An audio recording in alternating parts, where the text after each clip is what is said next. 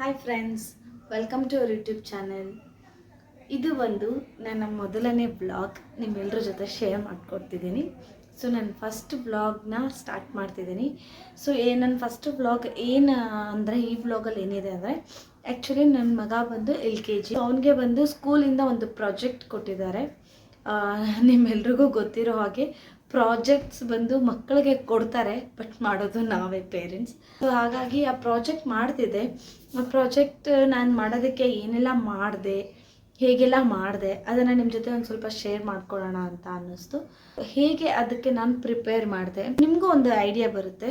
So ಹಾಗಾಗಿ ವ್ಲಾಗ್ನ start ಮಾಡ್ತಿದ್ದೀನಿ. ನೋಡಿ, ನಿಮ್ಮ ಮಕ್ಕಳು ಯಾರಿಗಾದ್ರೂ ಈ ಟಾಪಿಕ್ ಮೇಲೆ, ಇಟ್ಸ್ ಎ ಗ್ರೀನ್ ಡೇ ಅಂತ, ನಾಳೆ ಗ್ರೀನ್ ಡೇ ಇದೆ. ಹಾಗಾಗಿ ಗ್ರೀನ್ ಡೇಗೆ ಅವನಿಗೆ ಕೊಟ್ಟಿರೋ ಪ್ರಾಜೆಕ್ಟನ್ನು ನಾನು ಹೇಗೆ ಕಂಪ್ಲೀಟ್ ಮಾಡಿದೆ ಅಂತ ನೀವು ಈ ವಿಡಿಯೋದಲ್ಲಿ ನೋಡ್ತೀರಾ. ಆಗ ನಿಮಗೂ ಒಂದು ಐಡಿಯಾ ಬರುತ್ತೆ. ಸೊ ಈ ರೀತಿ ಕೂಡ ಒಂದು ಪ್ರಾಜೆಕ್ಟ್ನ ಈ ಥರ ಒಂದು ಟಾಪಿಕ್ ಮೇಲೆ ಈ ರೀತಿ ಮಾಡ್ಬೋದು ಅಂತ. ಹಾಗಾಗಿ ಈ ವಿಡಿಯೋನ ಮಾಡಿ ನಿಮ್ಮ ಜೊತೆ ಶೇರ್ ಮಾಡ್ಕೋತಿದ್ದೀನಿ. ನಿಮಗೆ ವಿಡಿಯೋ ಏನಾದರೂ ಇಷ್ಟ ಆದರೆ ವಿಡಿಯೋಗೆ ಲೈಕ್ ಮಾಡಿ ಆ್ಯಂಡ್ ನಮ್ಮ ಚಾನಲ್ನ ಸಬ್ಸ್ಕ್ರೈಬ್ ಮಾಡ್ಕೊಂಡು ಆ್ಯಂಡ್ ಕಂಪ್ಲೀಟ್ ವ್ಲಾಗ್ನ ನೋಡಿ ಅಂತ ಹೇಳ್ತಾ ಬನ್ನಿ ಪ್ರಾಜೆಕ್ಟ್ನ ಸ್ಟಾರ್ಟ್ ಮಾಡೋಣ. ಹಾಯ್ ಫ್ರೆಂಡ್ಸ್, ನಾನು ನಿಮಗೆ ಹೇಳ್ದಂಗೆ ಪ್ರಾಜೆಕ್ಟ್ಗಾಗಿ ಇದು 3 ಟೈಪ್ಸ್ ಆಫ್ ಲೀವ್ಸ್ ತಂದಿದ್ದೀನಿ. ಇದು ನೇರಳೆ ಮರದ್ದು, ಇದು ಫಿಗ್ ಟ್ರೀ ಅಂತಾರಲ್ವ ಅದು, ಆ್ಯಂಡ್ ಇದು ಬಂದು ನಿಮಗೆಲ್ಲ ಗೊತ್ತಲ್ಲ, ಮಾವಿನಿದೆ. ಸೊ ಇನ್ನು ಐಡಿಯಾ ಇಲ್ಲ ಏನು ಮಾಡಬೇಕು ಅಂತ. ಸೊ ಫಸ್ಟು ತುಂಬ ಗಲೀಜಿದೆ ಈ ಲೀವ್ಸು. ಸೊ ಇದನ್ನು ಫಸ್ಟು ಕ್ಲೀನ್ ಮಾಡ್ಕೊಳ್ಳೋಣ. ಸೊ ಕ್ಲೀನ್ ಮಾಡಿಕೊಂಡು ಯಾವ ರೀತಿ ಮಾಡ್ತೀನಿ ಏನು ಅಂತ ವ್ಲಾಗಲ್ಲಿ ಕಂಟಿನ್ಯೂಷನ್ ನೋಡಿ.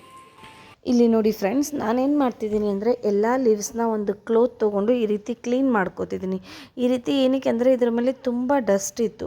ಇದೆಲ್ಲ ರೋಡ್ ಸೈಡಲ್ಲಿ ಇರೋ ಗಿಡ ಆದದ್ರಿಂದ ಆ ರೋಡಲ್ಲಿರೋ ಎಲ್ಲ ಡಸ್ಟ್ ಇದ್ರ ಮೇಲೇ ಇತ್ತು. ಸೊ ಇದು ಹಾಗೆ ಮಾಡಿದ್ರೆ ಚೆನ್ನಾಗಿ ಕಾಣಲ್ಲ. ಸೊ ಕ್ಲೀನ್ ಮಾಡಿದ್ರೆ ಒಂದು ಸ್ವಲ್ಪ ಹೈಜೀನ್ ಇರುತ್ತೆ ಆ್ಯಂಡ್ ಕ್ಲೀನಾಗಿ ಕೂಡ ಕಾಣಿಸುತ್ತೆ ಅನ್ನೋ ಕಾರಣಕ್ಕೆ ನಾನು ಎಲ್ಲ ಲೀವ್ಸ್ನ ಕ್ಲೀನ್ ಮಾಡ್ಕೋತಿದ್ದೀನಿ. ಫಸ್ಟು ಬಂದು ಈ ಸೊಂಟಕ್ಕೆ ಪಟ್ಟಿ, ಸೊಂಟದಲ್ಲಿ ಕಟ್ಟೋದಕ್ಕೆ ನಾನು ಪ್ಲ್ಯಾನ್ ಮಾಡ್ತಿದ್ದೀನಿ. ಇದು ಬಂದು ನೋಡಿ, ಇದು ಬಂದು ನೇರಳೆ ಮರದ ಗಿಡದ ಎಲೆಗಳು. ಇದನ್ನು ಬಂದು ಈ ರೀತಿ ಎಲ್ಲ ಚಿಕ್ಕ ಚಿಕ್ಕ ಎಲೆಗಳನ್ನು ಮಾತ್ರ ಕಟ್ ಮಾಡಿಕೊಂಡು, ಇದರಲ್ಲಿ ನಮಗೆ ಬೇಕಾಗಿರೋ ಎಲೆಗಳು ಮಾತ್ರ, ಯಾಕಂದರೆ ಕೆಲವೊಂದು ಎಲೆ ನೋಡ್ಬೋದು ನೀವು, ಅದು ಶೇಪ್ ಇಲ್ಲ, ಏನೂ ಇಲ್ಲ. ಸೊ ನಮಗೆ ಬೇಕಾಗಿರೋ ಎಲೆ ಮಾತ್ರ ತೊಗೊಂಡು ಅದನ್ನು ನಾವು ಇದಕ್ಕೆ ಯೂಸ್ ಮಾಡ್ಕೊಳ್ಳೋಣ. ನೀವು ಅಷ್ಟೇ, ನಿಮ್ಮ ಮಕ್ಕಳಿಗೆ ಏನಾದರೂ ಈ ರೀತಿ ಪ್ರಾಜೆಕ್ಟ್ಸ್ ಇದ್ದರೆ ಗ್ರೀನ್ ಡೇ ಮಾಡ್ಕೊಬನ್ನಿ, ನಿಮ್ಮ ಮಗುಗೆ ಗ್ರೀನಿಂದ ಡೆಕೋರೇಟ್ ಮಾಡಿ ಅಂತ ಏನಾದರೂ ಸ್ಕೂಲಲ್ಲಿ ಹೇಳಿದ್ರೆ ಇದನ್ನು ನೀವು ಟ್ರೈ ಮಾಡ್ಬೋದು.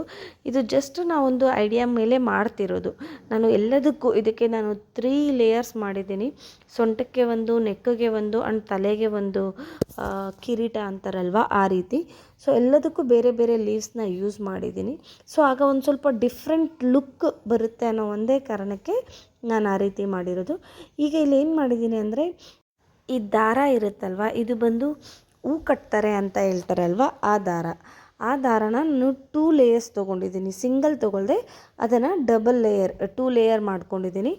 ಯಾಕಂದರೆ ಸ್ವಲ್ಪ ಅದು ಸ್ಟ್ರಾಂಗ್ ಆಗಿ ಇರಲಿ ಅನ್ನೋ ಒಂದೇ ಕಾರಣಕ್ಕೆ ಅದನ್ನು ಏನು ಮಾಡ್ತಿದ್ದೀನಿ ಅಂದರೆ, ಈ ರೀತಿ ಈ ಲೀವ್ಸ್ ಮಧ್ಯೆ ಓಲ್ ಮಾಡ್ಕೋತಿದ್ದೀನಿ. ಆ ಕಡೆ ಎರಡೂ ಕಡೆ ಒಂದೊಂದು ಓಲ್ ಮಾಡಿಕೊಂಡು ಒಂದು ಸೈಡ್ ಈ ಈ ದಾರನ ಹಾಕಿ ಇನ್ನೊಂದು ಸೈಡು ಆ ದಾರನ ರಿಟರ್ನ್ ತೊಗೊಳ್ಳೋದು.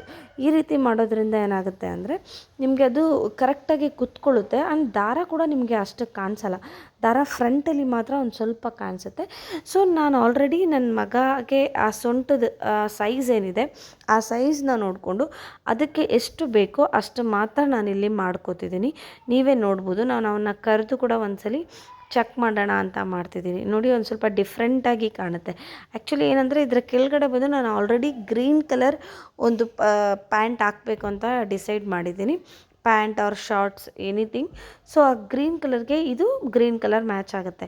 ಆಮೇಲೆ ನಾನು ಕ್ಲೀನಾಗಿ ನೋಡಿದಾಗ ಈ ಒಂದು ನೇರಳೆ ಮರದ ಲೀವ್ಸ್ ಏನಿತ್ತು ಅದನ್ನು ಬಂದು ಹಾಗೆ ಮಾಡೋದಕ್ಕೆ ಬಟ್ಟೆಯಲ್ಲಿ ಕ್ಲೀನ್ ಮಾಡಿದ್ರೆ ಹೋಗಲಿಲ್ಲ. ಸೊ ಅದಕ್ಕಾಗಿ ಅದನ್ನು ವಾಟರಲ್ಲಿ ಹಾಕಿದ್ದೀನಿ. ಸೊ ವಾಟ್ರಲ್ಲಿ ವಾಶ್ ಮಾಡ್ಕೊಂಡು ಯೂಸ್ ಮಾಡ್ಕೊಳ್ಳೋಣ ಅಂತ. ಅದು ವಾಟರಲ್ಲಿ ಸೋಕಾಗೋವರೆಗೂ ಏನು ಮಾಡ್ತಿದ್ದೀನಿ ಅಂದರೆ, ಈ ಪೊರ್ಕೆ ಬರುತ್ತೆ ಅಲ್ವಾ, ಪೊರ್ಕೆ ಅಂತ ಕಸ ಗುಡಿಸೋದು ಅದು. ಬಟ್ ಇಲ್ಲಿ ಸಿಟಿಗಳಲ್ಲಿ ಯೂಸ್ ಮಾಡ್ತಿರಲ್ವ, ಆ ಪೊರ್ಕೆ ಅಲ್ಲ ಇದು. ಇದು ಬಂದು ನಾವು ವಿಲೇಜಲ್ಲಿ ಅಲ್ಲಿನ ಜನ ಹೋಗಿ ಅದನ್ನು ಕಟ್ ಮಾಡಿ ಪೊರ್ಕೆ ಮಾಡ್ತಾರಲ್ವ, ಆ ಪೊರ್ಕೆ ಇದು.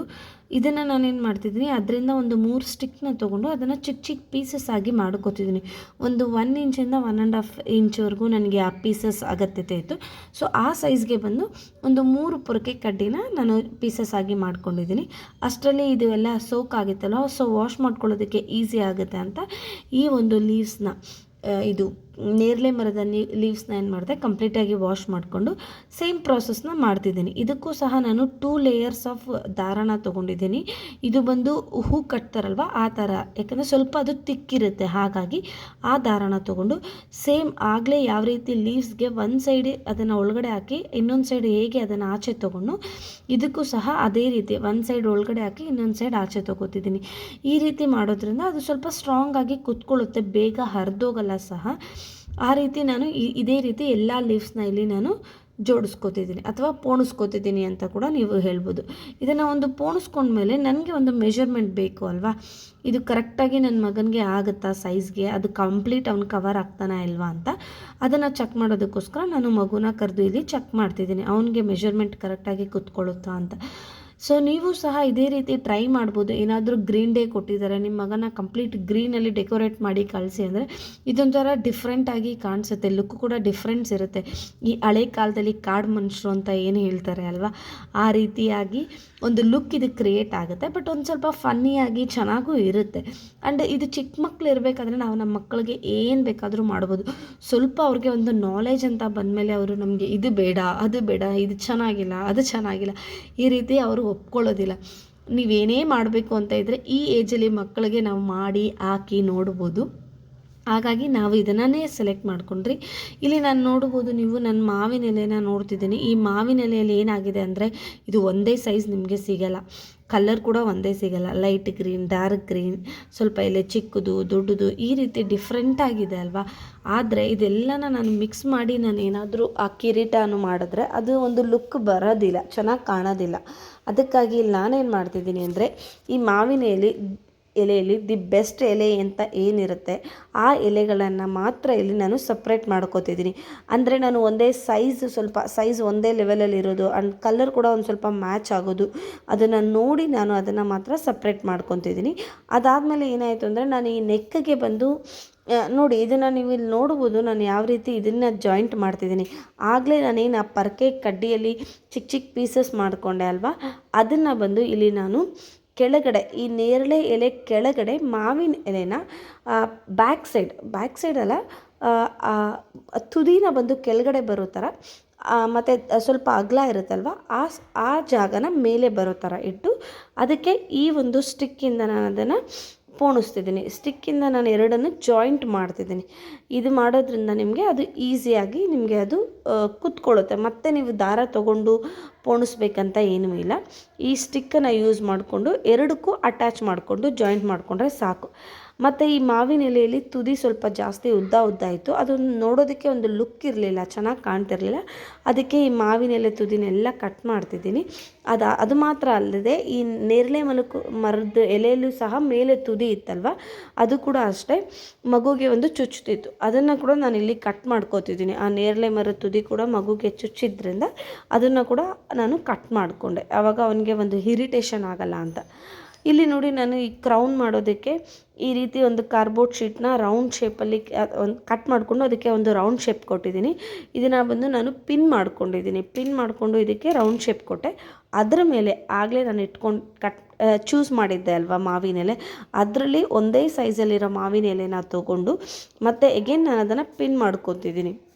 ಸ್ಟೇಪ್ಲರ್ ಪೆನ್ ಇರುತ್ತಲ್ವ, ಆ ಸ್ಟೇಪ್ಲರ್ ಪೆನ್ನಿಂದ, ಯಾಕಂದರೆ ಅದು ಕಾರ್ಡ್ಬೋರ್ಡ್ಗೂ ಪ್ಲಸ್ ಮಾವಿನ ಎಲೆಗೂ ಈಸಿಯಾಗಿ ಅದು ಅಂಟ್ಕೊಳ್ಳುತ್ತೆ. ಆದ್ದರಿಂದ ಇಲ್ಲಿ ನಾನೇನು ಯೂಸ್ ಮಾಡ್ತಿದ್ದೀನಿ ಅಂದರೆ ಸ್ಟೇಪ್ಲರ್ ಪಿನ್ ಯೂಸ್ ಮಾಡ್ತಿದ್ದೀನಿ.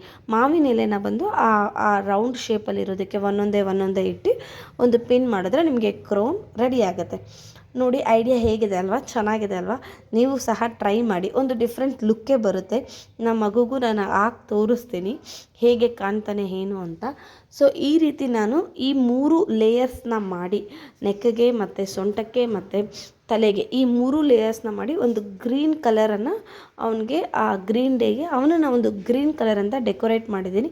ಪ್ಲಸ್ ಅವನಿಗೆ ಒಳಗಡೆ ಬಂದು ನಾನು green shirt and green shorts ಹಾಕೋಣ ಅಂತ ಡಿಸೈಡ್ ಮಾಡಿದ್ದೀನಿ. ಆ ರೀತಿ ಹಾಕೋದ್ರಿಂದ ಅದು ಒಂದು ಒಳ್ಳೆ ಲುಕ್ ಬರುತ್ತೆ. ಆಗ ನಿಮಗೆ ಕಂಪ್ಲೀಟ್ ಅವನು ಗ್ರೀನ್ ಕಾಣ್ತಾನೆ. ಇದಾಗಿತ್ತು ನನ್ನ ಮಗನ ಗ್ರೀನ್ ಡೇಗೆ ನಾನು ಮಾಡಿರುವ ಪ್ರಾಜೆಕ್ಟ್. ಸೊ ನಿಮಗೆ ಹೇಗೆ ಅನ್ನಿಸ್ತು ಏನು ಅಂತ ಕಮೆಂಟ್ ಬಾಕ್ಸಲ್ಲಿ ಕಮೆಂಟ್ ಮಾಡಿ. ನಿಮಗೆ ಈ ಐಡಿಯಾ ಇಷ್ಟ ಆಗಿದೆ ಅಂತ ನಾನು ನಂಬ್ತೀನಿ. ಸೊ ಇದನ್ನು ನೀವು ಕೂಡ ಟ್ರೈ ಮಾಡಿ.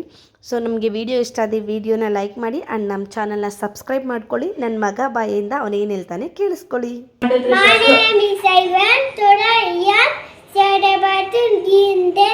I am very green color.